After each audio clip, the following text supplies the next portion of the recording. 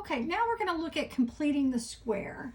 And so completing the square comes into when you have a problem like this, to where if you can factor it, factoring is always the easiest way to go. So I always tell everybody to first see if you can factor it. So now we're thinking back to chapter 5, but when you have 3 terms and a descending order, squared, letter 1, and then the number, you want to read it backwards. So I'm looking for factors of 8 that subtract to be 2.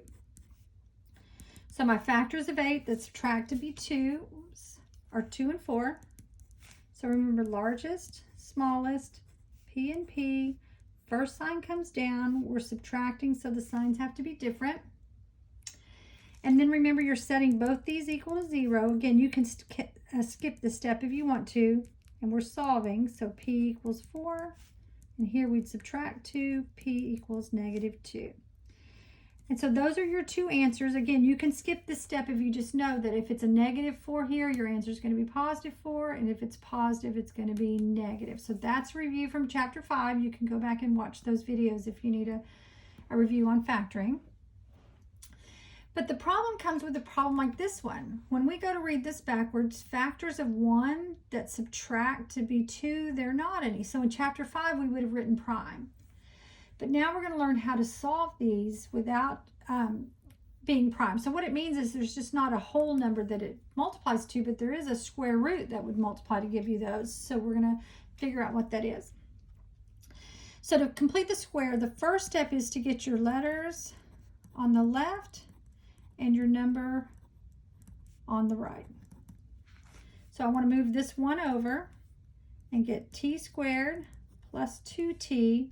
I'm going to put a blank here and explain why. Equals, that's a +1, 1 plus some blank. So you're going to put your 2 letters on one side with a blank and your number on the other side with a blank.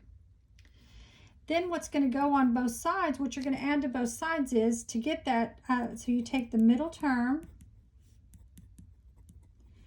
you take half, and then square it. So what I mean by that is we're going to look at this middle term 2.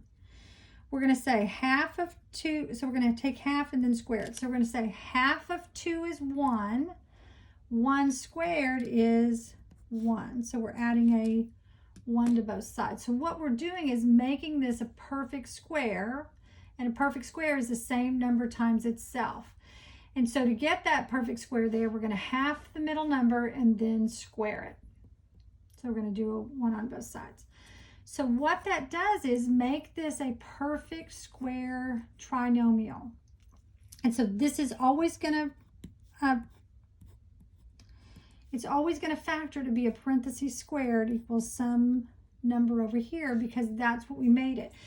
So because factors of 1 that add to be 2 are going to be 1 and 1, this is going to factor to be a parentheses squared, where you're going to take the square root of t squared. This sign comes down, and the square root of that number. It's kind of weird that it's a 1, because the square root of 1 is just 1. But you'll see it when we get on these others. And so this factors to be t plus 1, t plus 1, but there's always going to be 2 of them, so that's why we're going to write them as a squared form. And then on the right side, 1 plus 1 is 2. Now the reason we did this is now this is the square root property, which we learned in 11.1. So if you haven't watched that video yet, go back. So now to solve the square root property, we can square root them both all and get t plus 1 equals plus or minus the square root of 2. And then to get t by itself, all you got to do is move that 1 over. So t equals a -1 plus or minus the square root of 2. So the fourth step is to do the square root property. So I know these are a little confusing, so let's do another one. Let's leave the steps up there so you can see them. So first we want to get the letters on the left, the number on the right. So see, to move this over, I'd need a -11. So I'm going to make this an x squared plus 8x plus blank equals a -11 plus blank. Then we're going to take the middle term and we're going to half and square it. Let me put it in and put in the blanks. So this one shows up a little bit better because half of 8 is 4. 4 squared is 16. So 16 is what I'm going to add to both sides.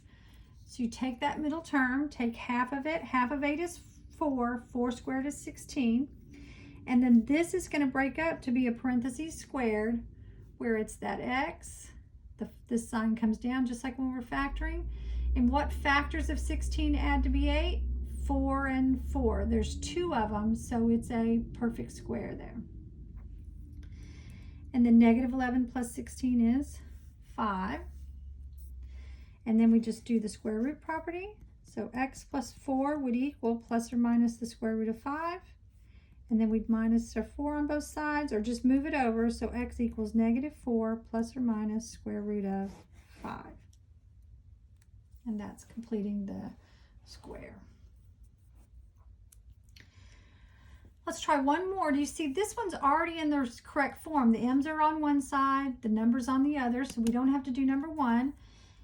But we are going to have to look at this middle term. So this is going to become an m squared minus 4m plus a blank equals 14 plus a blank. And I just wrote these blanks because back when I was learning this and back when I was in college and college algebra, I always forgot to add it to the other side.